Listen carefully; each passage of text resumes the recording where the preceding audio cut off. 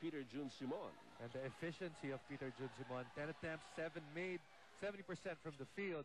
You know, you have a guy coming off the bench, shoot that well and score that well. Such a luxury para sa Pure Foods. And Roger Yap is back in the game. Alam mo yung ginawa ni Coach Ryan na pinagsabay niya si James Yap at saka si Peter Jun Simon has been reaping dividends. And Kirby Raimundo, as you said, nakapahinga ito eh. You know, what that did was they were finally able to match the quickness of Santa Lucia. Ito si Kelly Williams, he's playing a big position. He's the one na nahihirapan dahil kailangan siya pumantay na maliit. And there's Kelly Williams launching it from right corner court. And again, he misses the three-point shot. Kirby Raimundo against Dennis Espino. And the foul. One of the differences, Santa Lucia starting to love and fall behind that three-point shot and start launching a lot of shots. You have, on the other side, Pure Foods, they're still attacking. And you can see it by the number of free throws. Etong Pure Foods, they're shooting their 16th and 17th free throws. Etong Santa Lucia, for the game, only 8 attempts. Samantala, Raimundo at the line.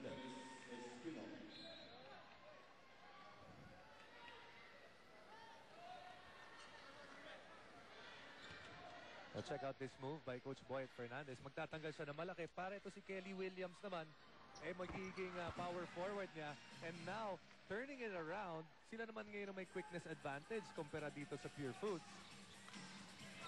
And it's a 5-point lead for the Giants here in the fourth quarter. With that much time remaining.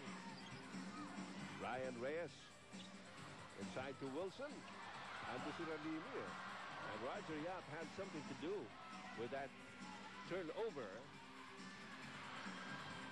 DJ Simon. Ralini's open. Haba ng follow through. Battle of imports. Lamang na lamang ito si Redo Ralini ngayon kumpara dito kay Wesley Wilson. Sure, he's got 15 points. That's 5 more than Wesley Wilson. Pero buk-buk si Wesley Wilson pagdating sa rebound dahil ito si Ralini. 17 ang kinuha. Wesley Wilson, only 5. And 5 seconds is what's left on the shot clock here. And they don't know it. They don't know it. Oh, and Joseph, alam niya. But he misses the shot. And there's a foul. And these are the things that I mentioned at the start of the game. There are instances, and in some games, and see Wesley Wilson, he seems to be going about the motions. You have a guy at that size, and he's only going to get 5 rebounds for you. Malaking problema yan para sa yung team. And especially when you're up against a guy like Ralini, who imposes his presence inside the paint. Kailangan i-challenge mo yan eh.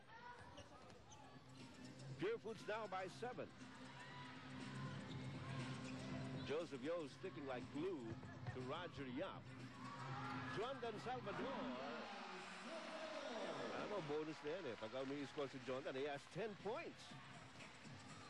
And that's a third local para dito sa Pure Foods that has been in double figures. Kirby Raimundo, his game, not as sharp, pero ito si Jondan nakakatulong sa kanyang team.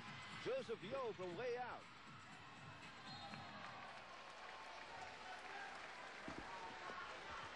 Alam mo, siguro nakaka-apekto rin yung lumang 3-point line na yan. Minsan nakikita, you just see it on your peripheral vision dahil hindi mo naman pwedeng titigan yan habang naglalaro ka eh. And tira na tira sa labas sa beyond that old 3-point line yung mga players eh. And you want to make sure that your foot doesn't step on it. It's just a mental thing.